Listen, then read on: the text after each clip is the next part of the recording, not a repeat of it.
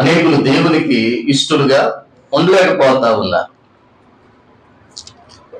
కానీ వాక్యం ఏమంటా ఉంది అంటే దేవునికి ఇష్టలుగా ఉండాలి, దేవునికి ఇష్టలుగా ఉండాలి.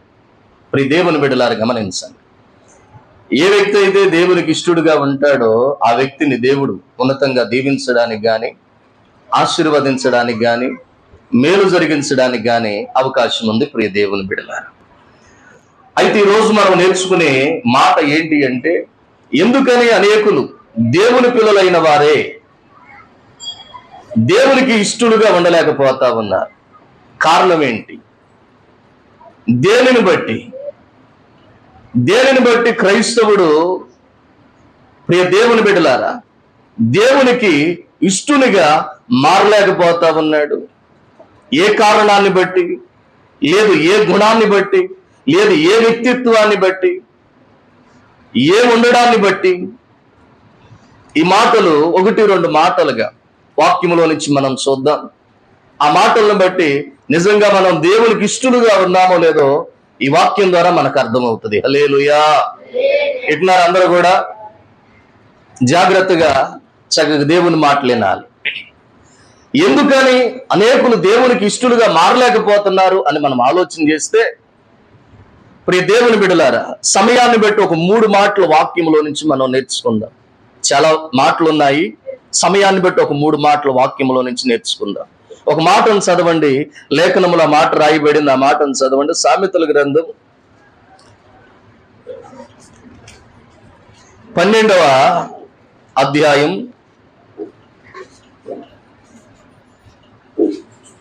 22వ వచనం చదువు తల్లి. 12:22 ఆ చదువు నాన్న. అబద్ధమాడు పెదవులు యెహోవాకు హేయములు, సత్యవర్తనులు ఆయనకు ఇష్టలు. ప్రియ దేవుని బిడ్డలారా గమనించండి, ఎందుకని అనేకులు దేవునికి ఇష్టలుగా ఉండలేకపోతా ఉన్నారు? కారణం ఏంటి? అన్యజనుల మాట పక్కన పెడదాం. దేవుని పిల్లలుగా మనలోనే అనేకులు దేవునికి ఇష్టలుగా ఉండలేకపోతున్నారు. ఈ వ్యక్తి అంటే నాకు ఇష్టం అని దేవుడు చెప్పే రీతిలో ఉండలేకపోతా ఉన్నారు. కారణం ఏంటి? ప్రియ దేవుని బిడ్డలారా, ఇక్కడ వాక్యములో రాయబడింది కారణం ఏంటంటే, ఆయన అన్నాడు కదా, అబద్ధమాడు పెదవులు యెహోవాకు హేయములు. ఏంటంట? అబద్ధమాడు పెదవులు యెహోవాకు హేయములు. సత్యవర్తనులు దేవునికి ఇష్టలు అంటే, దేవుని బిడ్డలారా చూడండి, ఎందుకు అనేకులు దేవునికి ఇష్టలుగా ఉండలేకపోతా ఉన్నారు అంటే, సత్యమును విడిచి అబద్ధముల తట్టు తిరుగుతా ఉన్నారు. ఎడు తిరుగుతా ఉన్నారంట? గమనించండి ప్రియ దేవుని బిడ్డలారా, ఎడు తిరుగుతా ఉన్నారంట? సత్యమును విడిచి అబద్ధముల తట్టు తిరుగుతా ఉన్నాడు క్రైస్తవుడు. ప్రియ దేవుని బిడ్డలారా, ఏ వ్యక్తి నోట అబద్ధం ఉంటుందో, ఏ వ్యక్తి దగ్గర అబద్ధం ఉంటుందో, ప్రియ దేవుని బిడ్డలారా, ఆ వ్యక్తి, ఆ క్రైస్తవుడు, ఆ విశ్వాసి దేవునికి ఇష్టడుగా ఉండలేడు. దేవునికి ఇష్టనిగా ఉండాలి అంటే సత్యవర్తనుడై ఉండాలి. ఎందుకు దేవునికి ఇష్టనిగా ఉండలేకపోతా ఉన్నాడు అంటే, ఆ వ్యక్తి నోట, ఆ వ్యక్తి ఎదుట ఏముంటా ఉంది అంటే అబద్ధం. అబద్ధం అనేది దేవునికి హేయం. ఏ విశ్వాసి, ఏ క్రైస్తవుడు, ఏ వ్యక్తి అబద్ధమును కలిగి ఉంటాడో ఆ వ్యక్తి దేవునికి ఇష్టడుగా ఉండలేడు. ఇది వాస్తవం. అందుకనే దేవుని బిడ్డలారా 10 ఆజ్ఞల్లో దాన్ని కూడా ఒక ఆజ్ఞగా ఇచ్చాడు. ఏంటిదంటే అబద్ధమును గురించి కూడా చెప్పాడు ఆయన. 10 ఆజ్ఞల్లో ఒక ఆజ్ఞ, అబద్ధ సాక్ష్యం పలకవద్దు అంటాడు. దొంగిలించొద్దు, వ్యభిచరించొద్దు, నరహత్య చేయవద్దు అని చెబుతా అబద్ధ సాక్ష్యం కూడా నువ్వు పలకొద్దు. 10 ఆజ్ఞలో ఒక ఆజ్ఞ ఇది. అంటే దేవుని బిడ్డలారా చూడండి, 10 ఆజ్ఞలు ఇది కూడా ఒక ఆజ్ఞగా ఇచ్చాడు అంటే అబద్ధము అనేది ఎంత ప్రమాదకరమో ఒకసారి నీవు నేను కూడా ఆలోచన చేయాలి. అబద్ధం అనేది ఎంత ప్రమాదకరమో ప్రియ దేవుని బిడ్డలారా నీవు నేను కూడా ఒకసారి ఆలోచించాలి. ప్రియ దేవుని బిడ్డలారా, కానీ చాలా మంది ఎలా ఉన్నారు అంటే వాక్యంలో రాయబడింది అబద్ధముని ఆశ్రయముగా చేసుకున్నారంట. ఎలా చేసుకున్నారంట? మనకు ఆశ్రయం ఎవరు? దేవుడు. హల్లెలూయా. క్రైస్తవునికి ఆశ్రయం ఎవరు కదా? ఆపద్కాలములో నమ్ముకొనదగిన మంచి సహాయకుడు ఆయన. దేవుని బిడ్డలారా గమనించండి, యెహోవా క్రైస్తవునికి ఆశ్రయం. హల్లెలూయా. వాక్యములో కూడా రాయబడింది కదా, ఏమనంటే ప్రియ దేవుని బిడ్డలారా, యెహోవాను నమ్ముకొనివాడు ధన్యుడు, ఆయన వానికి ఆశ్రయముగా ఉండును. ఇర్మీయా గ్రంథంలో రాయబడింది మాట. దేవుని బిడ్డలారా గమనించండి, మనిషికి ఆశ్రయం ఎవరు అంటే దేవుడే. దేవుని గనక ఆశ్రయిస్తే ఎన్నడూ కూడా ఆయన చేయి విడిచిపెట్టాడంట. ఒక వ్యక్తి దేవుణ్ణి ఆశ్రయిస్తే ఎన్నడూ కూడా దేవుడు ఆ వ్యక్తి చేయి విడిచిపెట్టాడు. నీకు ఆశ్రయం ఎవరు అంటే దేవుడే. అంటే మనకు ఆధారం దేవుడే, మనకు సహాయకుడు దేవుడే. ప్రియ దేవుని బిడ్డలారా, ఆపత్కాలములో నీవు ఆశ్రయింపదగిన ఆశ్రయం ఏదైనా ఉన్నదంటే అది దేవుడే. హల్లెలూయా. కానీ చాలా మంది దేవుని పిల్లలు దేవుణ్ణి ఆశ్రయించకుండా, దేవుణ్ణి ఆశ్రయముగా పెట్టుకోకుండా ఏం చేస్తున్నారు అంటే అబద్ధములను తమకు ఆశ్రయముగా మార్చుకుంటున్నారంట. ఆ మాట కూడా వాక్యములో ఉంది. ఆ మాటను చూడండి ప్రియ దేవుని బిడ్డలారా, ఆ మాటలు కనపడతాయి. యెషయా గ్రంథం 28:15 చూడండి. ఆయన 28:15 యెషయా గ్రంథం ఏమన్నాడు అక్కడ?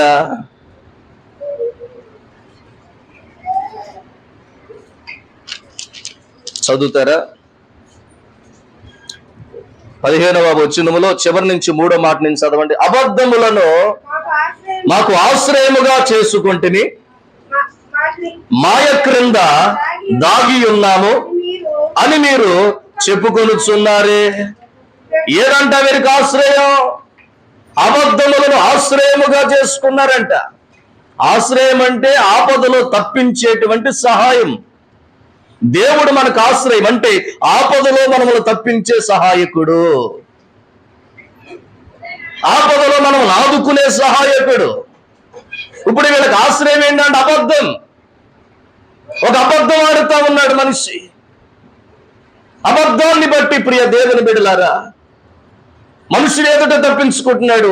అబద్ధమును బట్టి దేవుని దగ్గర కూడా అనుకుంటున్నాడు మనిషి అంటే నేను తప్పించుకున్నాను రాని.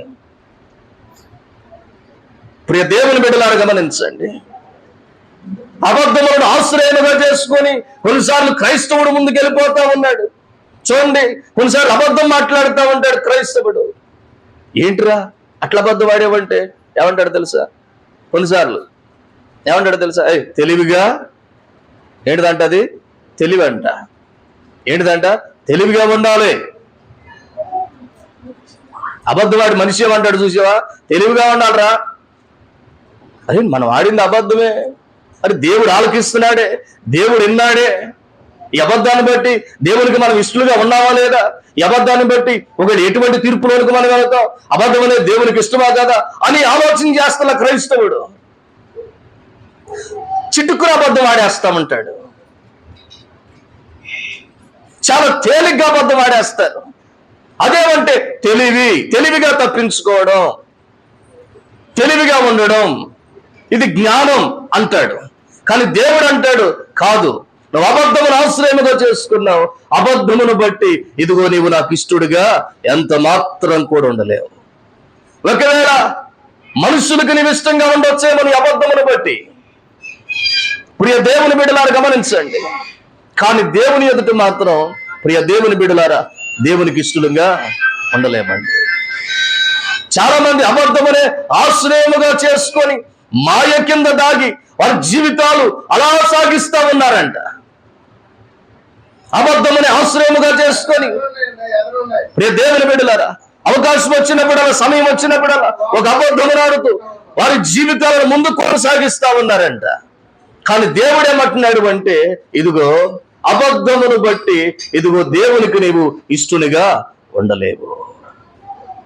ప్రియ దేవుని బిడ్డలారా, ఎందుకంటే అబద్ధం ఆడకూడదు అనేటువంటి ఆలోచన మాట దేవుడు 10 ఆజ్ఞలో ఒక ఆజ్ఞగా పెట్టాడు అంటే, ప్రియ దేవుని బిడ్డలారా, అబద్ధము చాలా ప్రమాదకరం, చాలా ప్రమాదకరం. వాస్తవం ఇది ప్రియ దేవుని బిడ్డలారా. లేఖనాలు అక్కడక్కడ కొన్ని సంఘటనలు మనకు కనపడతా ఉంటాయి. కొన్ని సంఘటనలు కనపడతాయి. ఏమని కనపడతా ఉంటాయి అంటే, ప్రియ దేవుని బిడ్డలారా, ఒక చోట ఈ రీతిగా రాయబడింది. రాజుల మొదటి గ్రంథంలో ఈ రీతిగా రాయబడిందండి ఒక సంఘటన. అక్కడ ఉన్నటువంటి రాజు,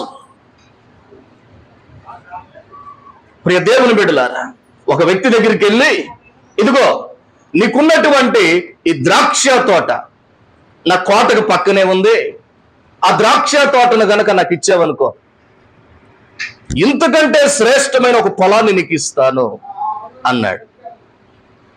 ఆహాబు రాజు నాబోతు దగ్గరికి వెళ్ళి, ఈ నాబోతు అన్నాడు రాజుతో, అయ్యా ఈ తోట నేను నీకు ఇవ్వనయ్యా. ఎందుకు ఇవ్వను అంటాను అంటే, ఇది నా పితరులు నాకు ఇచ్చినటువంటి స్వాస్థ్యం, నేను కష్టపడి సంపాదించింది కాదు. నా పితరులు ఉన్నారే, నా తండ్రులు వాళ్ళు ఇచ్చిన స్వాస్థ్యం ఇది, వాళ్ళ జ్ఞాపకానికి ఇది నా దగ్గర ఉంచుకున్నాను.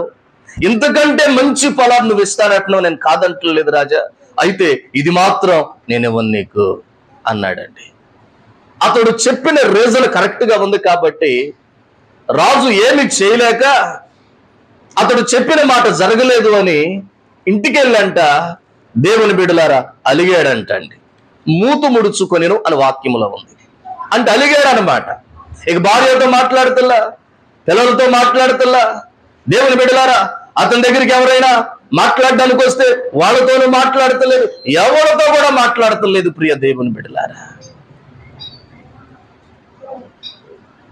భార్యకు ఆలోచన వచ్చింది. రాజు భార్యకి యెజబెల్ అని పేరు.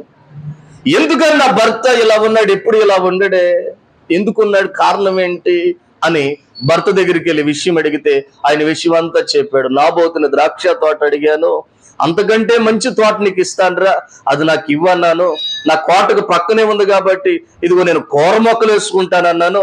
నాబోతు ద్రాక్ష తోట ఇవ్వను, నా పితరులు ఇచ్చిన స్వాస్థ్యం అన్నాడు, అందుకని నేను అలిగాను అన్నట్లుగా చెప్పాడండి. ఇప్పుడు ఏమంటే యెజబెల్ ఆలోచన చేస్తా ఉంది, భార్య ఏదో ఒక రకంగా ఆ తోట నేను నీకు ఇప్పిస్తా, లేచి సంతోషంగా ఉండు, హ్యాపీగా ఉండు, భోజనం చేయి, సంతోషంగా ఉండి ఏదో ఒక రకంగా ఆ తోటను నేను నీకు ఇప్పిస్తానని చెప్పింది భర్తతో. ప్రియ దేవుని బిడ్డలారా, రాజు దగ్గర ఒక ముద్ర ఉంటది, ఆ ముద్ర తీసుకుంది. నాబోతు ప్రియ దేవుని బిడ్డలారా ఏ ప్రాంతానికి సంబంధించిన వాడో ఆ గ్రామానికి కొన్ని పత్రికలు రాసింది. ఏమని పత్రికలు రాసింది? అక్కడున్న పెద్దలకి ఏమని పత్రికలు రాసిందంటే, ఇదిగో ఈరోజు ఉపవాస దినమని మీరు చాటించండి. అలాగేనమ్మా, చాటిస్తాం. ప్రజలందరినీ కూడా సమకూర్చండి. అలాగే సమకూరుస్తాం. సమకూర్చిన తర్వాత మీరేం చేస్తారు అంటే, ఇదిగో ఒక 2 అబద్ధ సాక్షుల్ని పెట్టండి. ఎవరిని పెట్టాలంట? ఇద్దరు అబద్ధ సాక్షుల్ని నిలబెట్టండి. అబద్ధ సాక్షుల నోట మీరేం పలికించాలి అంటే, ఈ నాబోతు మంచోడు కాదు. ఎలాంటి వాడు అంటే, ఇదిగో దేవుణ్ణి దూషించాడు, రాజును కూడా దూషించాడు అని ఆ 2 అబద్ధ సాక్షుల ద్వారా మీరు అబద్ధ సాక్ష్యము పలికించాలి. ప్రజలందరి ఎదుట అబద్ధ సాక్ష్యం పలికించిన తర్వాత, ఆ అబద్ధ సాక్ష్యాన్ని ప్రజలందరూ విన్న తర్వాత మీరేం చేస్తారు అంటే రాళ్ళు తీసుకుని నాబోతుని చావగొట్టండి. చావగొట్టిన తర్వాత నాకు సమాచారం పంపండి, అక్కడికి నేను వస్తాను అని రాజు భార్య పత్రికలు రాసి రాజు ముద్ర ముద్రించి నాబోతు ఏ గ్రామానికి సంబంధించిన వాడో ఆ గ్రామములో ఉన్న పెద్దలకు పత్రికలు రాసి పంపించిందండి. ఆమె పత్రికలు రాసి పంపించినట్లుగానే ఆ గ్రామంలో పెద్దలు ఏం చేశారు అంటే ఇద్దరు అబద్ధ సాక్షులు నిలబెట్టారు. వారు నిలబెట్టి వారితో ఏం చెప్పారంటే, అబ్బాయి ఇదిగో నాబోతుని ప్రజలందరి ముందుకు మేము తీసుకొని వస్తాం, తీసుకొని వచ్చినప్పుడు నాబోతు మీద మీరు ఇలాగూ అబద్ధము చెప్పాలి.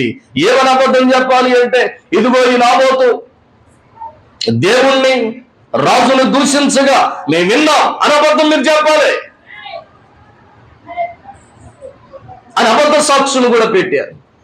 ఉపవాస దినం చాటించి ప్రజలందరినీ సమకూర్చి వారి మధ్యలో నాబోతు నిలబెట్టి అబద్ధ సాక్షుల ద్వారా అబద్ధ సాక్ష్యం చెప్పించారండి. ఈ అబద్ధ సాక్షులు ఏమని చెప్పారు? నాబోతు దేవుణ్ణి రాజుని దూషిస్తా ఉంటే ఇదిగో మేము విన్నామా చెవులారా అని అబద్ధములు పలికారు. ప్రియ దేవుని బిడ్డలారా, ఎప్పుడైతే అబద్ధం పలికారో, అబద్ధ సాక్ష్యం పలకబడిందో, ఆ గ్రామంలో ఉన్న ప్రజలందరూ కూడా రాళ్లు తీసుకొని నాబోతుని చంపారండి. అంటే అబద్ధం ఎంత చెడ్డది అంటే నీతిమంతుని ప్రాణాన్ని తీసింది అబద్ధం. ప్రియ దేవుని బిడ్డలారా, నీతిమంతుని ప్రాణాన్ని తీసింది. నాబోతు నీతిమంతుడని వాక్యములో రాయబడిందండి. నీతిమంతుడు నాబోతు. అబద్ధం ఎంత చెడ్డది అంటే నీతిమంతుని ప్రాణాన్ని తీసింది. ఇంతేకాదు, అబద్ధం ఇంకా చెడ్డదండి. ప్రియ దేవుని బిడ్డలారా, రాజు అయినటువంటి సౌలు దగ్గర దోయేగు అనేటువంటి వాడు ఒకడు ఉండేవాడు. ఆడు ఆడినటువంటి అబద్ధం ద్వారా ఒక గ్రామమే హతమార్చబడింది. ప్రియ దేవుని బిడ్డలారా, ఒక గ్రామమే వాడు చెప్పిన అబద్ధాన్ని బట్టి నోబు అనేటువంటి ప్రాంతంలో అక్కడున్న యాజకులందరినీ కూడా చంపేశారండి. అబద్ధాన్ని బట్టే ఇదంతా. అబద్ధాన్ని బట్టి ఒక నీతిమంతుడు ప్రాణాన్ని కోల్పోయాడు. అబద్ధాన్ని బట్టి ప్రియ దేవుని బిడ్డలారా ఒక గ్రామం అంతా కూడా చంపబడ్డారండి. అంటే అబద్ధం ఎంత చెడ్డది. అందుకనే దేవుడు 10 ఆజ్ఞల్లో ఇది కూడా ఒక ఆజ్ఞగా చేర్చాడు. ఏమన్నా తెలుసా? అబద్ధ సాక్ష్యం చెప్పొద్దు నీవు, అబద్ధం ఆడొద్దు నీవు. చేతనైతే నిజం మాట్లాడలేకపోతే సైలెంట్గా ఉండు.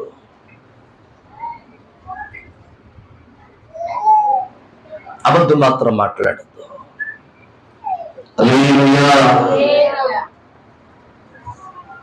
దేవుని బిడ్డలారా గమనించండి. ఎందుకని దేవునికి ఇష్టలుగా ఉండలేకపోతున్నారు చాలా మంది. ప్రార్థన చేస్తున్నారు, కన్నీరు కారుస్తున్నారు, ఉపవాసం ఉంటలేదా ఉంటున్నారు, దేవుని సన్నిధికి రావట్లేదా వస్తున్నారు. కానీ ఎందుకు దేవునికి నువ్వు ఇష్టలుగా ఉండలేకపోతున్నావు అంటే ఎక్కడుందో లోపం అంటే దేవుడు అంటాడు, ఇదిగో అబద్ధమాడే పెదవులు నాకు హేయములు. అబద్ధమాడే మనుష్యుడు దేవునికి ఎన్నటికీ కూడా ఇష్టనిగా మారలేడు. ఎంత భక్తి చేస్తున్నావు, ఎక్కడో ఒక చిన్న అబద్ధాన్ని బట్టి దేవునికి దూరం అయిపోతా ఉన్నావు. నీ భక్తిని ఒకసారి నువ్వు ఆలోచన చేసి ఎంత కష్టపడుతున్నావు భక్తి చేయడానికి. ప్రార్థించే వ్యక్తివే, కన్నీరు విడిచే వ్యక్తివే, ప్రభు సన్నిధిలో ఉండే వ్యక్తివే, ఉపవాసం ఉండే వ్యక్తివే, భారం కలిగిన వ్యక్తివే, కానీ అబద్ధం ఆడి దేవునికి దూరం అయిపోతా ఉన్నావు. ఇంత చేసిన భక్తి ఒక అబద్ధాన్ని బట్టి నిన్ను దేవునికి దూరం చేస్తా ఉంది కదా. ఈ అబద్ధం ఎంత చెడ్డదో తెలుసా? అబద్ధమాడే మనుష్యుడంట ప్రియ దేవుని బిడ్డలారా నశించిపోతాడు అని వాక్యములో ఉంది. అబద్ధమాడే మనుష్యుడంట నిత్య జీవానికి వారసుడు కాలేడు అని కూడా వాక్యములోనే రాయబడింది. ఆ 2 మాటలు కూడా చదవండి ప్రియ దేవుని బిడ్డలారా. 2 మాటలు కూడా చదవండి.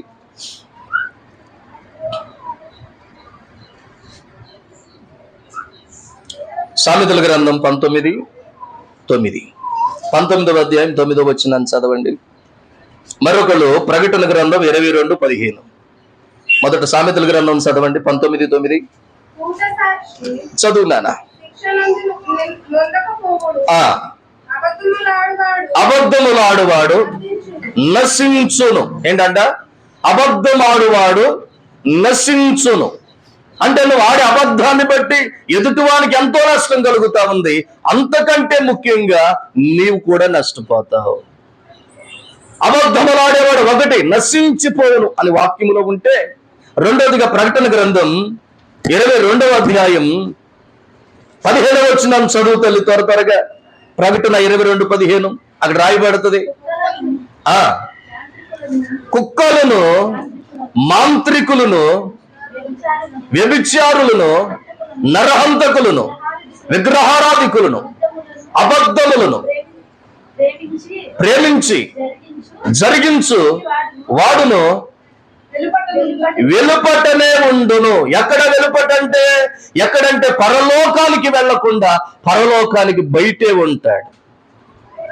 వెలుపటే ఉండును అంటే పరలోకానికి వెళ్ళడు, పరలోకానికి బయట ఉంటాడు. అంటే ఎక్కడికి అంటే నిత్య నరకానికి వెళతాడు అన్నమాట.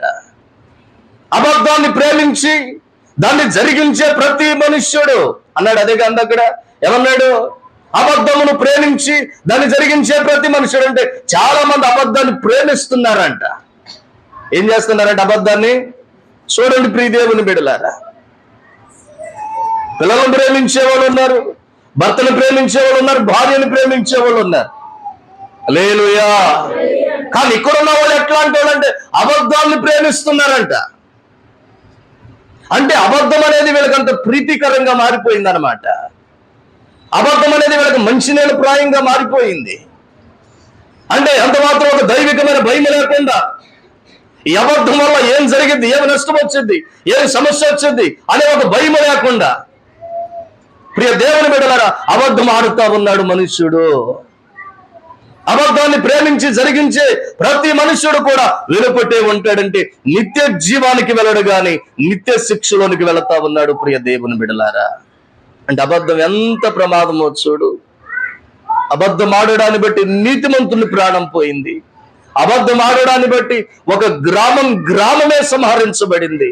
అబద్ధం ఆడేవాడు నశించిపోతాడని వాక్యంలో ఉంది. అబద్ధమాడే మనుష్యుడు ప్రియ దేవుని బిడ్డలారా పరలోకానికి కాదు గాని నరకానికే పోతాడంట. అంటే ఎంత భక్తి చేశాం, ఆడే అబద్ధాన్ని బట్టి ఎక్కడికి వెళ్తున్నాడు ఇప్పుడు క్రైస్తవుడు? చెబుతుల్లా ఆ నరకం గురించి మాకెందుకంటారా? ఎందుకండి? ఇక్కడ కన్ను మూస్తే పరలోకానికి నరకానికి పోవాలి ఖచ్చితంగా మనిషి. ఆ రెండు చోట్లకే పోవాలి, ఎక్కడికో సాటికి పోతే పరలోకానికన్నా, పరలోకానికి కాకపోతే దేవుని బిడ్డలారా గమనించండి. అనుకుందాం నీతిమంతులు ఉన్నారు, లేదని కాదు. కన్ను మూస్తూ అక్కడికి వెళ్ళారు. అక్కడికి వెళ్ళాక ఎదిగితే కొన్నిసార్లు కనపడకపోతే అక్కడ, అరే నాకు బెస్ట్ ఫ్రెండ్ రా, కలిసి ప్రార్థనకి వెళ్ళేవాళ్ళం, కలిసి ఎక్కడికైనా వెళ్ళేవాళ్ళం అనుకోండి. అది అర్థం కావడానికి చెబుతున్నా. నేను పరలోకానికి వచ్చిందా, ఈమె కూడా వచ్చిందా, ఈ మనిషి కూడా వచ్చిందా అని కనుక చూసేవాళ్ళకు అక్కడ లేకపోతే, అంటే అక్కడ లేదు అంటే దాని అర్థం ఏంటి? ఎక్కడున్నట్టు నరకంలో, అంతే కదా.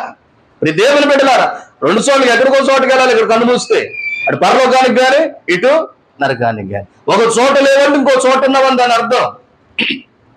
నరకంలో లేవంటే పరలోకంలో ఉన్నాం, పరలోకంలో లేవంటే ఎక్కడున్నావంట? హల్లెలూయా.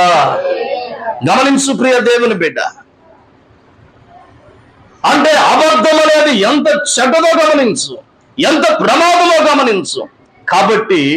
కాబట్టి దేవుడు ఏమంటా ఉన్నాడు అంటే అబద్ధము అనేది క్రైస్తవుని నోట ఉండటానికి వీల్లేదు. అలాంటి పెదవులు దేవునికి హేయం. ఎవరి నోట అబద్ధం ఉంటుందో, ఏ క్రైస్తవుడు అబద్ధమును కలిగి ఉంటాడో దేవుని బిడ్డలారా ఆ క్రైస్తవుడు, ఆ మనుషుడు దేవునికి ఇష్టడుగా ఉండలేడు. చాలా మంది దేవుని పిల్లలు అనేకులు ప్రియ దేవుని బిడ్డలారా ఎందుకు దేవునికి ఇష్టలుగా ఉండలేకపోతా ఉన్నారు అంటే కారణం ఏంటంటే అబద్ధం.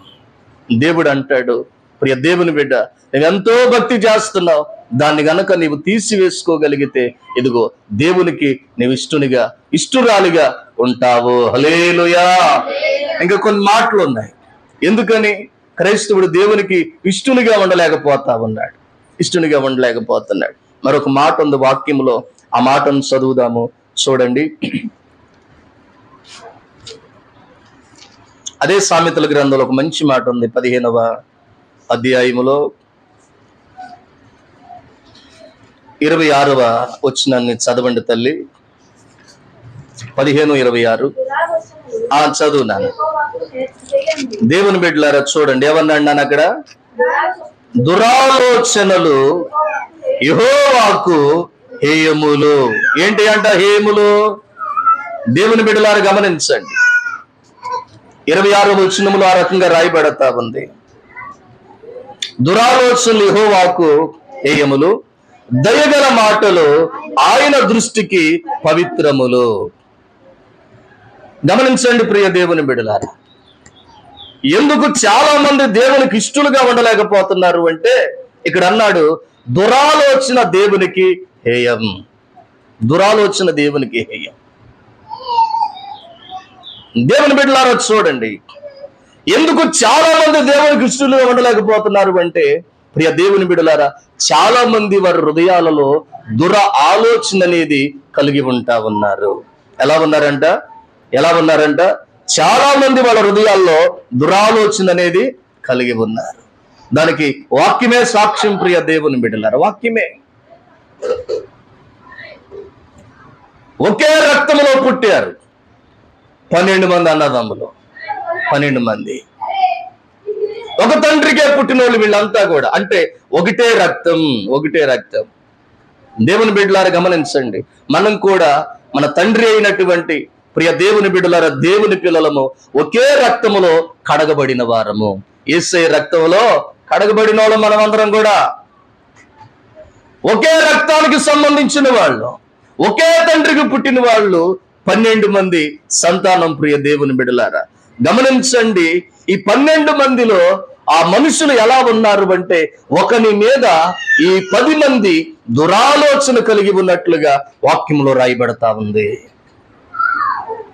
దేవుని బిడ్డలారా చూడండి, ఈ 10 మంది ఒకని మీద దురాలోచన చేస్తా ఉన్నారంట. రక్తం ఒకటే, తండ్రి ఒక్కడే, ఒకటే ఇల్లు. ప్రియ దేవుని బిడ్డలారా, అంతా ఒక సంబంధమే. కానీ ప్రియ దేవుని బిడ్డలారా, ఒకని మీద మిగిలిన 10 మంది దురాలోచన కలిగి ఉన్నట్లుగా వాక్యంలో రాయబడతా ఉంది.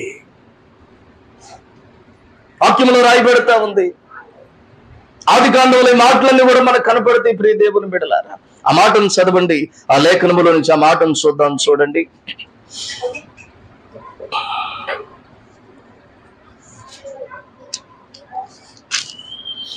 ఆది కాండంలో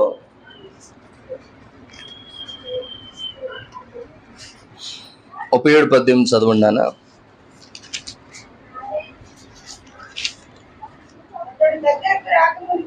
అతడు దగ్గరకు రాకమునిపే వారు దూరము నుండి అతన్ని చూచి అతన్ని చంపుటకు దురాలోచన చేసిరి. ఎవరు అంటే ప్రియ దేవుని బిడ్డలారా, వాళ్ళంతా కూడా అతనికి అన్నలే ప్రియ దేవుని బిడ్డలారా. యోసేపును గురించినటువంటి వాక్యం అదంతా కూడా యోసేపును గురించిన వాక్యం. యోసేపు ఎలాంటి వాడు అంటే చాలా నీతి కలిగిన వాడు. వాక్యాన్ని బట్టి మనం చూస్తే చాలా నీతి కలిగిన వాడు. 12 మంది సంతానములు, ఇతడు 11వ వాడు. తండ్రి అయినటువంటి యాకోబుకి చాలా ఇష్టమైనటువంటి కుమారుడు. ప్రియ దేవుని బిడ్డలారా, చాలా ఇష్టమైన కుమారుడు.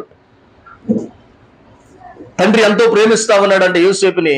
అందుకనే విచిత్రమైనటువంటి ఒక నిలువుటంగి కూడా అతని కోసం కుట్టించాడంట. హల్లెలూయా. ప్రియ దేవుని బిడ్డలారా గమనించండి, తన అన్నలతో కలిసి ఇతడు కూడా గొర్రెలను కాస్తా ఉండేవాడు. అప్పుడు వారు చేసే తప్పిదాలన్నీ కూడా తీసుకొచ్చి తండ్రికి చెబుతా ఉండేవాడు.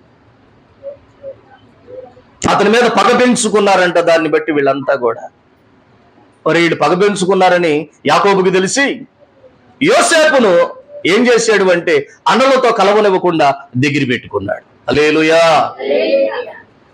ఒకసారి ప్రియ దేవుని బిడ్డలారా, ఎదురుగో కల వచ్చింది. ఏంటా కల అంటే ఒక చేనులో పనులు కడతా ఉన్నారంట. పనులు కడతా ఉంటే ఇతను పన నిలబడిందంట. ఆ మిగతా పనులన్నీ కూడా సాష్టాంగ పడ్డాయంట. ఆ మాట అన్నలకు చెప్పాడు. వాళ్ళు కోప్పడ్డారు. ఏంట్రా నీ పని నిలబడింది, మా పనులన్నీ నీకు సాష్టాంగ పడ్డాయా అంటే నువ్వు మమ్మల్ని వెళ్తావా అని కోప్పడ్డారు. ఇంకోసారి ఇంకో కల వచ్చింది. సూర్య చంద్ర నక్షత్రాలన్నీ కూడా యోసేపు ఎదుట సాగిలి పడ్డాయంట. ఈ కళ కూడా చెప్పాడు, అన్నలకు చెప్పాడు, తండ్రికి కూడా చెప్పాడు. మరలా వాళ్ళు గద్దించారు, ఏంట్రా నువ్వు మమ్మల్ని వెళ్తావా? యాకోబు కూడా గద్దించాడు, నీ తల్లిదండ్రులమైన మేము నీ అన్నలు నీకు వచ్చి మేము సాష్టాంగ పడతామా అని గద్దించి ఆ మాటలు మనసులో పెట్టుకొని ఏం చేశాడు అంటే, ప్రియ దేవుని బిడ్డలారా, యోసేపుని అన్నలకు దూరంగా ఉంచాడంట. వీళ్ళు పగబట్టారండి. వీడు మనలో ఉన్న లోపాలన్నీ కూడా తీసుకెళ్లి చెబుతున్నాడు. వీడు కలలు గంటా ఉన్నాడు. వాడు మనల్ని ఏలుతాడంట కలల్లో, వాడికి మనం సాష్టాంగ పడతామంట.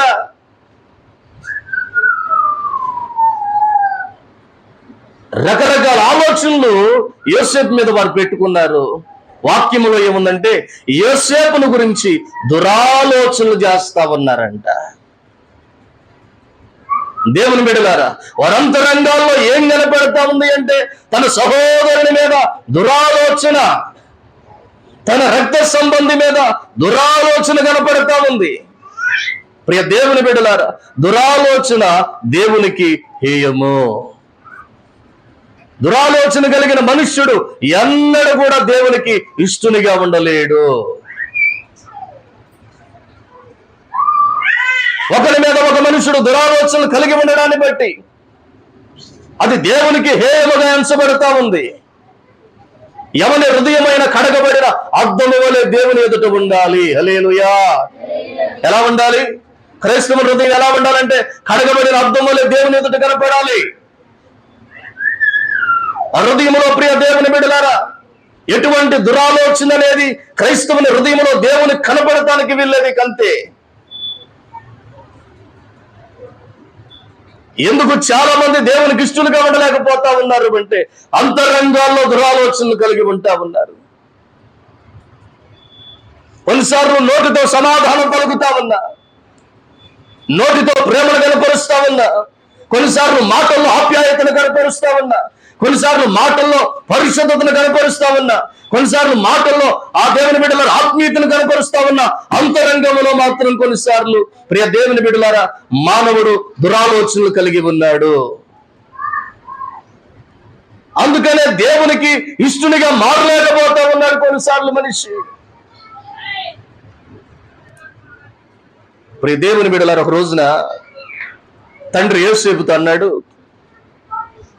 అయ్యా నీ అన్నలు గొర్రెలు గాయడం మొదలుపెట్టి చాడాలైంది, కొంచెం వాళ్ళకి ఆహారం తీసుకొని ఇల్లు, వారి యోగక్షేమాలు కనుక్కొని రారా అని యోసేపును పంపించాడండి. వాళ్ళు ఎక్కడున్నారో యోసేపుకి తెలియదు, కానీ అన్నలకు ఆహారం తీసుకొని వెళ్ళాలి. తండ్రి ఇచ్చిన బాధ్యత, అన్నల మీద ప్రేమ, నిజంగా వాళ్ళు ఎట్లున్నారో, ఏ రీతిగా ఉన్నారో, చాలా దినాలు అయిపోయింది, నిజంగా వాళ్ళ దగ్గర ఆహారం ఉందో లేదో, తినడానికి ఉందో లేదో, ఏ పరిస్థితిలో ఉన్నారో అని ఎక్కడున్నారో కనుక్కుంటా ప్రియ దేవుని బిడ్డలారా బయలుదేరి వెళ్ళాడండి. కనుక్కుంటా వాళ్ళు దోతానులో ఉన్నారని తెలిసింది ఒక మనుషుని ద్వారా. ప్రియ దేవుని బిడ్డలారా ఆ ప్రాంతానికి వెళ్ళాడు. అల్లంత దూరంలో అన్నలు గొర్రెలు కాస్త ఉండగా ఇతని మనసులో ఎక్కడ లేని సంతోషం వచ్చేసింది. ఆహా, నా అన్నలను కనుక్కున్నాను రా, వాళ్ళని చూశాను రా, పరుగుని వెళ్ళిపోయి అన్న ఎట్లున్నారు, బాగున్నారా, ఏం చేస్తా ఉన్నారు, పరిస్థితి ఎట్టా ఉంది, ఆరోగ్యం ఎట్టా ఉంది, తింటాకుందా లేదా, ఇన్ని రకాలుగా వాళ్ళతో మాట్లాడాలని ఇతని మనస్సులో కుతూహలం కలుగుతా ఉంది. అంత దూరంలో తమ్ముడిని వీళ్ళు కూడా చూశారు. అంత దూరంలో వాళ్ళని ఇతను చూశాడు. ఇతని మనసులో రకరకాల ఆలోచనలు, త్వరగా వెళ్ళిపోవాలి అన్నల దగ్గరికి, వాళ్ళ యోగక్షేమాలు అడగాలి, వాళ్ళ పరిస్థితులు తెలుసుకోవాలి, ఎట్లున్నారో తెలుసుకోవాలి తపన. అంత దూరంలో తమ్ముడిని వీళ్ళు కూడా చూశారు. చూసి వాళ్ళ హృదయంలో దురాలోచనలు ప్రియ దేవుని బిడ్డలారా చేస్తా ఉన్నారంట. రే కలలుగానే ఎవడు వస్తా ఉన్నాడు రా, పరిశుద్ధుడు వస్తా ఉన్నాడు రా, ఇటు కలలుగానేవాడు ఆడు మనం లేలుతాడంట, వస్తున్నాడు చూడు. ఆ మాటలు అక్కడ ఉన్నాయి, నేను చెప్పేది కదా, చదువు నా మాటలు. అది మీరు అంత నాయకులు సీరియస్ గా చూస్తున్నారు. హల్లెలూయా, చేతులెత్తి చెప్పండి హల్లెలూయా. ఆ మాటలు చదువుదాం చూడండి ప్రియ దేవుని బిడ్డలారా.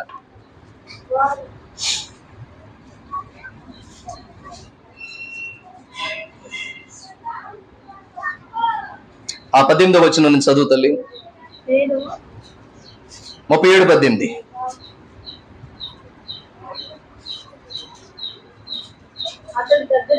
అతడు దగ్గరకు రాకమునకు వారు దూరము నుండి అతన్ని చూచి అతని చంపుటకు దురాలోచన చేసిరి. వారు ఇదిగో ఈ కలలు కనువాడు వచ్చుచున్నాడు, వీని చంపి ఇక్కడ ఉన్న ఒక గుంటలో పారవేసి దుష్ట మృగము వీని తినివేసునని చెప్పుదాము, అప్పుడు వీని కలలేమవును చూతుము రండని ఒకరితో ఒకడు మాట్లాడుకుంటా ఉన్నారంట. చూసారా, కలిచ్చింది ఎవరంటే దేవుడు. నిజంగానే యోసేపును దేవుడు ఎలా మార్చబోతా ఉన్నాడో ప్రియ దేవుని బిడ్డలారా, 17 సంవత్సరాల వయసులో యోసేపుకు తెలియజేశాడు అన్నమాట. 17 సంవత్సరాల వయసు యోసేపుని ఎలా దీవించబోతున్నాడో దేవుడు చూపించాడు యోసేపుకు. నిజంగానే ప్రియ దేవుని బిడ్డలారా గమనించండి, అనులంతా కూడా వెళ్ళి ఒక దినమున యోసేపుకి సాష్టాంగపడినట్లుగా వాక్యములో రాయబడింది. నిర్గమకాండంలో ఆ మాటలు మనకు కనపడతాయి. క్షమించండి, ఆదికాండంలోనే మనకు కనపడతాయి. క్షమించండి, ఆదికాండంలోనే 42వ అధ్యాయం అనుకుంటా మాటలు చూడండి. 5వ వచనం నుంచి చదవండి త్వరగా. 42:5 నుంచి ఆదికాండం 42వ అధ్యాయం 5వ వచనం నుంచి చదువు తల్లి. అమ్మా, కరువు కనాను దేశములో ఉండెను గనుక ధాన్యము వచ్చిరి. ఎవరాళ్ళు? ఆ 10 మంది. చదువు తల్లి. అప్పుడు యోసేపు ఆ దేశమంతటి మీద అధికారి అయి ఉండెను. ఆ దేశ ప్రజలందరికీ ధాన్యం అమ్మకము చేయవాడు గనుక ఎలాగంట మొక్కములు నేల మోపి అతనికి వందనము చేసి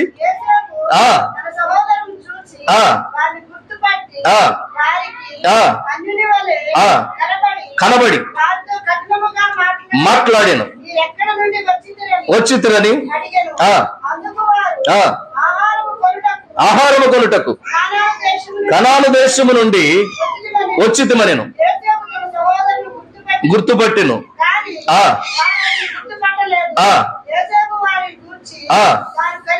తాను కనిన కలలు జ్ఞాపకము చేసుకొని మీరు వేగుల వారు ఈ దేశము గుట్టు తెలుసుకొని వచ్చితురని వారితో అనగా, వారు లేదు ప్రభువా, నీ దాసులమైన మేము ఆహారము కొనుటకు మాత్రమే వచ్చాం. చూడండి, రాగానే సాష్టాంగపడ్డారు కదా. రాగానే యోసేపుకి సాష్టాంగపడ్డారు. తల వంచి ప్రియ దేవుని బిడ్డలారు దండం పెట్టారట. దండం పెట్టి, అయ్యా నీ దాసులమైన మేము ఆహారం కొనటానికి వచ్చాం ప్రభువా అంటా ఉన్నారు. ఏమంటున్నారు? ఎవరిని? తమ్ముణ్ణి. దేవుని బిడ్డలారు 17 సంవత్సరాల వయసులో దేవుడు ఇదే కళను బయలుపరిచాడు. హల్లెలూయా. నీ అన్నలు వస్తారు, నీకు సాష్టాంగ పడతారు. కానీ అప్పుడు ఏమన్నారు తెలుసా? వీడి కళలు కనేవాడు, మనమంతా వీడికి సాష్టాంగ పడతామంట. ఇప్పుడు గనక వీడిని చంపితే వీడి కళలేమగునో మనం చూద్దాంరా. దేవుడు ఒక విషయాన్ని బయలుపరిస్తే ఏ మనుష్యుడు కూడా ఆపలేడు దాన్ని. దేవుడు ఒక విషయం చేయాలనుకుంటే ఆపడం నీ సాధ్యం కాదు. హల్లెలూయా. వాస్తవం గుర్తుపెట్టుకోవాలి. ఎప్పుడు కూడా దేవుని ఆలోచనకి ఎదురనడానికి ఇష్టపడద్దు. దేవుని బిడ్డలారా, దేవుని చిత్తాన్ని కాదనడానికి కూడా ఎప్పుడు కూడా మనం ఇష్టపడొద్దు. 17 సంవత్సరాల వయసులో దేవుడు బయలుపరిచాడు.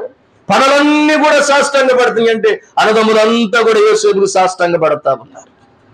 ఇప్పుడు ఇలా అంటారు, కలలు కనేవాడు వస్తున్నాడు, భక్తిపరుడు వస్తున్నాడు, చూడు ఈయన కనుక మనం చంపితే ఇక్కడ అసలు వీడి కళలేమవుతాయి మనం చూద్దాంరా, వీడి కళలు ఎట్లా నెరవేరుతాయి మనం చూద్దాంరా అని ఆలోచన చేశారండి. కానీ దేవుడు నిర్ణయించింది కాబట్టి నిర్ణయించినట్లుగానే అన్నదమ్ములంతా కూడా ప్రియ దేవుని బిడ్డలారా యోసేపుకు సాష్టాంగపడి, ప్రభువా నీ దాసులం మేము ఆహారం కొంటాకు వచ్చాం, ఆహారం ఇస్తే తీసుకెళ్లి మా కుటుంబాలను పోషించుకుంటామని బతుకులాడుతున్నారు. గమనించండి ప్రియ దేవుని బిడ్డలారా. కానీ ఇక్కడ వీళ్ళు ఏమంటారు తెలుసా? ఏమంటారు అంటే, వీడు కలవగంటాడు, మనల్ని ఏమంటాడంట, కలవగానే ఎవరు వస్తున్నాడు, వీడిని మనం చంపుదాము రండి అని దురాలోచనలు తన రక్త సంబంధుల గురించి, తన సహోదరుల గురించి, తన తమ్ముని గురించి ప్రియ దేవుని బిడ్డలారా వాళ్ళు ఆలోచన చేస్తా ఉన్నారు. సంఘము అంటే ఒకటే కుటుంబం. హల్లెలూయా. యేసయ్య రక్తములో మనం అందరం కడగబడ్డాం, ఒకే రక్త సంబంధులం. ప్రియ దేవుని బిడ్డలారా, నీ సహోదరుని మీద, నీ సహోదరుని మీద, నీ సహోదరి మీద, ఎవరి మీద కూడా ప్రియ దేవుని బిడ్డలారా వేరే ఆలోచన నీకు ఉండటానికి వీల్లేదు. విశ్వాసుల మీదే కాదు, నీ తోటి వారి మీదే కాదు, ఏ మనుష్యుని గురించి కూడా వేరే ఆలోచన మన హృదయంలో ఉండటానికి వీల్లేదు. హల్లెలూయా. ఎందుకు ఈ దినాల్లో చాలా మంది దేవునికి ఇష్టలుగా ఉండలేదు అంటే ప్రియ దేవుని బిడ్డలారా వాళ్ళ హృదయాల్లో వాళ్ళు దురాలోచనలు కలిగి ఉన్నారు. అందుకనే ప్రియ దేవుని బిడ్డలారా వారి పరిస్థితి ఎలా అయింది చివరికంటే, ఇదిగో యోసేపు దగ్గరికి వెళ్ళి చేజాసుకునే పరిస్థితి వాళ్ళందరికీ వచ్చింది ప్రియ దేవుని బిడ్డలారా. కానీ యోసేపు ఎలాంటి వాడు అంటే యథార్థవర్తనుడు కాబట్టి, నీతి కలిగిన వాడు కాబట్టి, అంతరంగంలో ఎటువంటి చెడ్డ ఆలోచన అనేది అన్నదమ్ముల మీద గాని, తల్లిదండ్రుల మీద గాని, వారి కుటుంబ సభ్యుల మీద లేదు కాబట్టి నిజంగా యోసేపు దేవునికి ఇష్టడుగా ఉన్నాడు. అందుకే దేవుడు యోసేపుని ఏం చేశాడు అంటే ఐగుప్తు దేశంలో రాజు తర్వాత రాజుగా నిలబెట్టాడు. హల్లెలూయా. గమనించు, దురాలోచన మంచిది కాదు. ఇంకో మాట అర్థం చేసుకోవాలి, ఏ వ్యక్తి గురించి అయినా ఒకవేళ నువ్వు దురాలోచన చేస్తా ఉంటే ఆ వ్యక్తి దగ్గరికే నిన్ను నడిపిస్తాడు కొన్నిసార్లు దేవుడు. అంతే. ఏ వ్యక్తి గురించి అయినా ఒకవేళ నువ్వు దురాలోచన కలిగి ఉంటే ఆ వ్యక్తి కాళ్ళ దగ్గరికి వెళ్ళేటట్లుగా దేవుడు మనల్ని చేస్తాడు కొన్నిసార్లు. వాస్తవం ఇది. యోసేపుని గురించి వీళ్ళంతా దురాలోచన కలిగి ఉన్నారు. యోసేపు కాళ్ళ దగ్గరకు వీళ్ళందరినీ కూడా దేవుడు నడిపించాడండి. ఆ రోజు యోసేపు ఆహారం పెట్టకపోతే వాళ్ళకి బ్రతుకు లేదు. ఆ రోజు యోసేపు ఆహారం పెట్టకపోతే వాళ్ళకి బ్రతుకు లేదు. వారిని గుర్తించకపోయినా వాళ్ళకి బ్రతుకు లేదు. ప్రియ దేవుని బిడ్డలారా, గుర్తించిన ప్రేమను కనపరచకపోతే బ్రతుకు లేదు వాళ్ళకి. అన్నదమ్ములను గుర్తించి వారిని తీసుకెళ్ళి వారికి మంచి భోజనం పెట్టించి ఆహారం ఇచ్చి ఇంటికి పంపించి ఫరోతో మాట్లాడి, అయ్యా నా తండ్రి ఇంకా బతికే ఉన్నాడు, నాన్నదమ్ములు ఉన్నారు, నాకు ఇప్పుడే తెలిసింది, వాళ్ళు కరువులో ఉన్నారు, అక్కడ ఉండటానికి వెళ్ళలేదు, వాళ్ళందరినీ కూడా నా దగ్గరికి తెచ్చుకుంటాను, ఈ ఐగుప్తు దేశంలో నా ప్రజలకు నివాసం కావాలి అని ఫరోతో అడిగి తల్లిదండ్రుల్ని, అన్నదమ్ముల్ని, వారి కుటుంబాలుగా ఐగుప్తు దేశానికి పిలిపించి కరువు దినాలన్నీ కూడా వారి కుటుంబాలను పోషించాడు యోసేపు. హల్లెలూయా. ఎవరి గురించి నీవు దురాలోచన చేశావో, ఏ వ్యక్తిని చంపాలనుకున్నావో ఆ వ్యక్తే నిన్ను పోషించాల్సి వచ్చింది, ఆ వ్యక్తే నిన్ను భద్రపరచాల్సి వచ్చింది. అంటే దేవుడు అలా చేస్తాడు కంతే. కాబట్టి ప్రియ దేవుని బిడ్డ, నీ హృదయం జాగ్రత్త. హల్లెలూయా. ఎదుటి వ్యక్తి గురించి ఎటువంటి చెడ్డ ఆలోచన, చెడ్డ ఉద్దేశాలు ఏవి కూడా క్రైస్తవుని హృదయంలో ఉండటానికి వీల్లేదు. అలా ఉంటే దేవునికి మనం ఇష్టలుగా ఉండలేము, దేవునికి ఇష్టలుగా మనం మారలేము. కాబట్టి మన అంతరంగాల్లో ఎదుటివాని గురించి ఎటువంటి చెడ్డ ఆలోచనలు గాని, చెడ్డ తలంపులు గాని, దురాలోచనలు గాని ఏవి కూడా దేవుని పిల్లలమైనటువంటి మన హృదయాల్లో ఉండటానికి లేదు. ఎందుకు ఇష్టలుగా మారలేకపోతున్నారు అంటే, ఒకటి మనం చూసాం, అబద్ధం కొన్నిసార్లు క్రైస్తవుని నోట ఉంటా ఉంది. ఎందుకు దేవునికి ఇష్టలుగా మారలేకపోతున్నారు అంటే, అంతరంగంలో కొన్నిసార్లు దురాలోచనలు మనుషుల్లో కదులుతా ఉన్నాయి. ఇంకో మాటను కూడా చూద్దాం, చూసి వాక్యాన్ని ముగించుకుందాం. ఆ మాటను చదవండి ప్రియ దేవుని బిడ్డలారా. అదే సామెతల గ్రంథంలో మరొక మంచి మాట కనపడతా ఉంది మనకి. మనం నేర్చుకోదగినటువంటి మాటే 28వ అధ్యాయం 9వ వచనాన్ని చదవండి ఒకసారి. 28:9. చదువు నాన్న.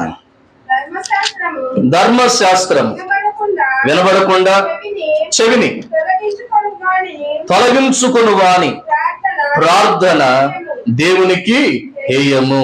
28:9 వచనం. అంతే కదా. ఏమంటా ఉన్నాడు అక్కడ?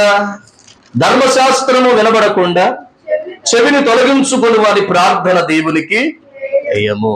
ఏంటంట? దేవుని బిడ్డలారా, ఎవరు ప్రార్థన హేయం? ఎవడు దేవునికి ఇష్టడుగా ఉండలేడు అంటే అక్కడ రాయబడింది కదా, ఏమని అంటే ధర్మశాస్త్రమును వినకుండా, లేకపోతే దేవుని ఆజ్ఞలు వినకుండా, లేకపోతే దేవుని కట్టడలు వినకుండా, లేకపోతే దేవుని మాటను వినకుండా. వినకుండా అంటే ఈ చెవితో వినకపోవడం కాదు, వినకుండా అంటే అంగీకరించకుండా, వినకుండా అంటే చెయ్యకుండా, వినకుండా అంటే పాటించకుండా అని అర్థం. దేవుని బిడ్డలారా గమనించండి, ఏ మనుష్యుడైతే, ఏ క్రైస్తవుడైతే దేవుని వాక్యమునకు చెవినివ్వడో, ఏ వ్యక్తి అయితే, ఏ క్రైస్తవుడైతే దేవుని వాక్యాన్ని అంగీకరించకుండా, దాన్ని పాటించకుండా ఉంటాడో, ఆ వ్యక్తి ప్రార్థన దేవునికి ఏంటంట? హేయం. అటువంటి మనుష్యుడు కూడా దేవునికి ఇష్టడు కాదు. అలాంటి వ్యక్తి ప్రార్థనే దేవునికి ఇష్టం లేకపోతే అలాంటి మనిషి దేవునికి ఇష్టంగా ఎందుకుంటాడు? గమనించండి ప్రియ దేవుని బిడ్డలారా, చాలా మంది దేవుని వాక్యములకు చెవినివ్వలేకపోతా ఉన్నారు. అంటే వాక్యాన్ని అంగీకరించలేకపోతా ఉన్నారు, అంగీకరించి వాక్యాన్ని పాటించలేకపోతా ఉన్నారు. వాక్యము నుండి చెవిని తొలగించుకుంటా ఉన్నారంట. అంటే దాన్ని అంగీకరించడానికి కానీ, దాన్ని పాటించడానికి కానీ ఇష్టపడతలేక, దాన్ని వినడానికి ఇష్టపడతలేదు క్రైస్తవుడు. కారణం ఏంటంటే రెండు ఆలోచనలు వాక్యంలో నుంచి మనం చూడవచ్చు. ఒకటి ఏంటంటే ప్రియ దేవుని బిడ్డలారా, ఒకటి ఏంటంటే అపవాది అలా నేను మోసం చేస్తా ఉన్నాడు. వాక్యాన్ని అంగీకరించలేకపోతా ఉన్నాము అంటే, వాక్యాన్ని పాటించలేకపోతా ఉన్నాము అంటే, ఒకటి అపవాది నేను మోసం చేస్తా ఉన్నాడు. వాస్తవం ఇది. ఏర్పరచబడిన వారిని సైతం వాడు మోసగిస్తా ఉన్నాడని వాక్యంలోనే రాయబడింది. ఇదిగో నీ మనోనేత్రాలకు వాడు గుడ్డిత్రాణాన్ని కలగజేసి ప్రియ దేవుని బిడ్డలారా ఆ వాక్యాన్ని వినకుండా, ఆ వాక్యాన్ని అంగీకరించకుండా, దానికి లోబడకుండా చేస్తా ఉన్నాడు. మనోనేత్రం అంటే గ్రహించే శక్తి. ఏంటిదంట మనోనేత్రం అంటే? మనోనేత్రం అంటే ఏంటి? గ్రహించే శక్తి. అంటే ఈ గ్రహించే శక్తికి గుడ్డితనాన్ని కలగజేస్తున్నాడు. అందుకని వాక్యమును గాని, వాక్యములో ఉన్న సత్యమును గాని, వాక్యములో ఉన్న శక్తిని గాని నువ్వు గమనించలేకపోతా ఉన్నావు, నువ్వు అంగీకరించలేకపోతా ఉన్నావు, పాటించలేకపోతా ఉన్నావు, దాని ప్రకారం జీవించలేకపోతా ఉన్నావు. ఇట్లావు గాని వాక్యము నుండి చెవిని తొలగించుకుంటున్నావు. అంటే చెవితో వింటా ఉన్నావు, కానీ దాన్ని అంగీకరించి దాన్ని పాటించున్నట్లుగా ఇదిగో నీ మనోనేత్రాలకు వాడు గుడ్డితనాన్ని కలగజేశాడు. ఒకటిది. రెండవది, నీవే దానికి కారణం. కారణం ఏంటో చెప్పమంటారా? నీవే దానికి కారణం. ఒకటి అపవాది, నువ్వు వినలేకపోవడానికి. రెండు, నీవే కారణం. ఏంటా కారణం అంటే, కొన్నిసార్లు ప్రియ దేవుని బిడ్డలారా వాక్యాన్ని వింటూ ఉన్నప్పుడు కొన్నిసార్లు మనసుకి ఏమనిపిస్తా ఉంటదంటే, ప్రియ దేవుని బిడ్డలారా గమనించండి, ఏమనిపిస్తా ఉంటదంటే మనసుకి, అయ్యగారు నా గురించి ఎలా చెబుతున్నాడు అనిపించింది. హల్లెలూయా. ఏమనిపించింది? ఎందుకంటే స్థానిక సేవకులం కాబట్టి సహజంగా వచ్చే ఆలోచన ఏంటో తెలుసా? అయ్యగారికి నా గురించి తెలుసు కాబట్టి అయ్యగారు నా కోసమే చెబుతున్నాడు ఈ మాట అనిపించింది. చాలా పొరపాటు పడుతున్నావు. దానివల్ల ఎన్నో దీవెనలు, ఆశీర్వాదాలను పోగొట్టుకుంటా ఉన్నావు. నీకు అది అర్థం కావట్లేదా? ఏడుతున్నావు ఆశీర్వాదం కోసం, మొరపెడుతున్నావు దీవెన కోసం. కానీ నువ్వు ఎక్కడ పోగొట్టుకుంటున్నావు తెలుసా? అయ్యగారు నా గురించి తెలుసు కాబట్టి ఈ మాటలు చెబుతున్నాడు రా వాక్యంలో అని ఎప్పుడైతే నీ చెవిని తొలగించుకుంటా ఉన్నావో, ఆ మాటను వినకుండా నీ మనస్సును పక్కన పెడుతున్నావో, కావాలని అయ్యగారు చెబుతున్నాడు అని ఆ వాక్యాన్ని పక్కకు తోసేస్తున్నావో, దాన్ని పాటించకుండా పక్కన పడేస్తున్నావో, అప్పుడే నువ్వు దీవెనలు కోల్పోతా ఉన్నావు. మొరపెడుతున్న ఉపయోగమే ఉంది. ఆ ప్రార్థన దేవునికి హేయంగా మారిపోతా ఉంది. ప్రార్థన చేస్తున్నావు దీవించమని, ప్రార్థన చేస్తున్నావు జ్ఞాపకం చేసుకోమని, ప్రార్థన చేస్తున్నావు ఆశీర్వదించమని. ఎప్పుడైతే దేవుని వాక్యాలను పక్కన పెడుతున్నావో అప్పుడు నీ ప్రార్థన దేవునికి హేయంగా మారుతుంది. కాబట్టి ప్రార్థిస్తున్నావు కానీ పొందుకోలేకపోతున్నావు. గమనించు ప్రియ దేవుని బిడ్డ, అలాంటి వారు వాక్యంలో ఉన్నారు. ఇంకా మనం చెప్పుకున్న సంఘటన ఉంది కదా, నాబోతును చంపించాడు. నాబోతును చంపించిన తర్వాత ఆహాబు తన భార్య ఇద్దరు కూడా ప్రియ దేవుని బిడ్డలారా ఆ ద్రాక్ష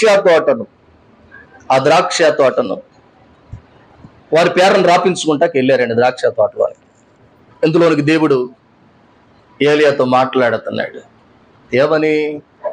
నాబోతు ద్రాక్ష తోటను ఆహాబు బలవంతంగా రాపించుకుంటున్నాడు. అతని సంతానాన్ని నేను నశింపజేస్తానని సెలవి అన్నాడు. వెళ్ళి భయంకరమైన శాపం తన వంశం మీదకి దిగి వస్తా ఉంది. ఎలా చెప్పు అన్నాడు. దైవజనుడు ప్రియ దేవుని బిడ్డలారా పరుగున ఆహాబు దగ్గరకు వచ్చేసాడు. ఆహాబు తన భార్య యెజెబెలు ఇద్దరు కూడా నాబోతు ద్రాక్ష తోటలో ఉండి కాగితాలు రాపించుకునే పనిలో ఉన్నారండి. దైవ సేవకుడు వచ్చి అమ్మటే మాట్లాడుతున్నాడు. ఆహాబు అనగానే ఆహాబు గుండె ఒక్క దెబ్బకు జారిపోయింది. వాస్తవం. ఏమంటాడు తెలుసా? నా పగవాడా వచ్చావా అంటాడు. అక్కడ ఏమంటాడు? ఎవరంట పగవాడు? సేవకుడు నీకు పగవాడా? ఎట్టా పగవాడు చెప్పు? నీకోసం ఏడ్చాడు కదా, అందుకనే నీ పరిస్థితులు బాగైనప్పుడు నీ ఇంటి చుట్టూ తిరిగి ప్రార్థన చేశాడు కదా, పగవాడు సేవకుడు నీకు. అంతేనా? నీ పరిస్థితులు బాగైనప్పుడు ఉపవాసం ఉండి ప్రార్థన చేస్తున్నాడు కదా సేవకుడు, అందుకు నీకు పగవాడయ్యాడు. అందరిలాగా పక్క నుండి దూషిస్తా ఉంది, హేళన చేస్తా ఉంది, ఎటకారం చేస్తా ఉంది, నేను తక్కువ చేసి మాట్లాడితే నీకు మంచోడు. సేవకుడు ఎట్ట పగవాడయ్యాడు నీకు? అర్థం కావట్లేదా? హల్లెలూయా. గమనించండి. అయ్యో మా పిల్లలు నాయన బలహీనంలో ఉన్నారు, బాధలో ఉన్నారు, అసమాధానంలో ఉన్నారు, కుటుంబ సమస్యలో ఉన్నారు, పరిస్థితులు బాగోలేదని సేవకుడు ఏడ్చేడ్చి ప్రార్థన చేస్తుంటే సేవకుడు పగోడయ్యాడంట. ఇప్పుడు ఎందుకు పగోడయ్యాడు అంటే గద్దిస్తున్నాడు సేవకుడు. ఎందుకు పగోడయ్యాడు? గద్దిస్తున్నాడు. తప్పుకు బుద్ధి చెబుతా ఉన్నాడు, తప్పు చేయొద్దంటా ఉన్నాడు, తప్పును విడిచిపెట్టమంటా ఉన్నాడు, అవిధేయతను మానుకోమంటా ఉన్నాడు. అందుకు సేవకుడు పగోడయ్యాడండి. అగవాడు ఎక్కడ కూడా వచ్చావా? నా గురించి ఏది కూడా నువ్వు మంచి మాట్లాడు. నీ గురించి నేను మంచి మాట్లాడకపోవడం ఏంటరా నాయన? దేవుడు చెప్పింది నీకు అంతే. సేవకులుగా మా పని ఏంటంటే దేవుడు ఏం చెప్పమంటే చెబుతాం, ఇక అంతే. పాటించేది పాటించకపోయేది అది నీ చేతుల్లో ఉంటది. పాటించేవా దీవించబడతావు, పాటించలేదనుకో ఇచ్చే దీవెను కోల్పోతావు. ఇక అంతే. నేనేం చేయగలుగుతా సేవకునిగా? హల్లెలూయా. ప్రియ దేవుని బిడ్డలారా గమనించండి. వాక్యంలో ఈ మాటలన్నీ కనపడతా ఉన్నాయి. ఎందుకంటే సహజంగా చాలా మందికి ఇటువంటి ఆలోచన వచ్చేది. మన గురించి అయ్యగారికి తెలుసురా, అందుకే వాక్యంలో పెట్టి మాట్లాడాడు, అందుకే వాక్యంలో పెట్టి చెబుతా ఉన్నాడు అని ఆ సమయంలో ఆ పరిస్థితుల్లో వాక్యానికి నువ్వు చెవిని వివేక ఆ మాటను అంగీకరించలేవు.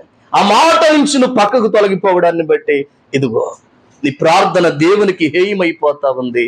నువ్వు దేవునికి ఇష్టుడిగా ఇష్టురాలిగా మారలేకపోతా ఉన్నావు. అందుకే మారలేకపోతా. దేవుని బిడ్డలారు గమనించండి. దేవుడు మాట్లాడేది ఏంటో తెలుసా? ఎందుకు చాలా మంది దేవునికి ఇష్టలుగా ఉండలేకపోతా ఉన్నారు అంటే వాక్యానికి చెవినివ్వలేకపోతా ఉన్నారు. వీళ్ళు వాక్యాన్ని అంగీకరించలేకపోతున్నారు, వాక్యాన్ని పాటించలేకపోతా ఉన్నారు.